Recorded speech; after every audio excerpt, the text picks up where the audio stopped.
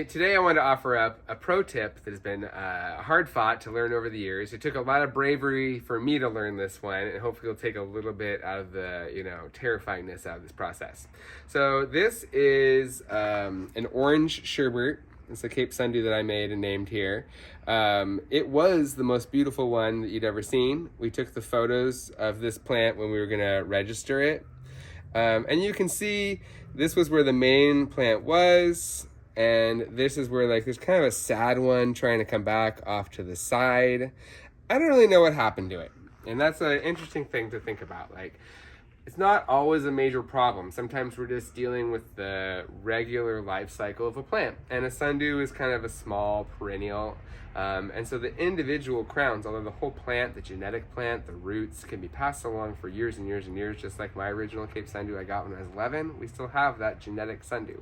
But the individual plants can be kind of short-lived perennials, and it's rare to see one that's grown like a giant palm tree. And so at a certain point, it is gonna probably die back.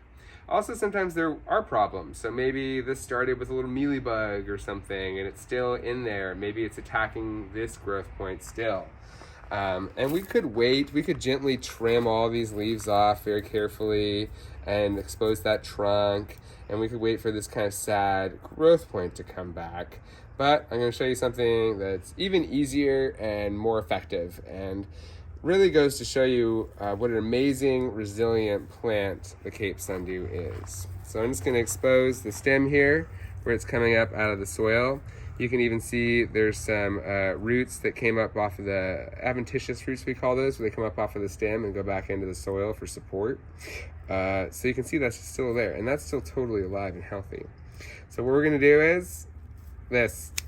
Oh my God.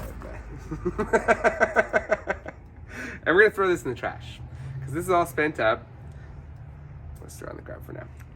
But where I cut, you can see that the interior of those roots and that stem were totally white and alive. And now that I've gotten rid of all that funk, along with if there was any mealybugs or whatever the problem might have been in there, if there was a problem, it's gone. If the problem was just being old, well, that's gone too now. And it will totally come back. It'll take a little while.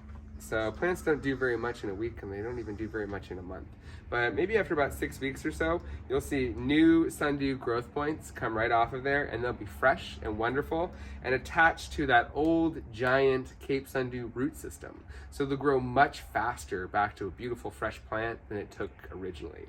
And if you pan down here, you can see this is a tray of root cutting Cape Sundews where they're coming back from just little pieces of roots.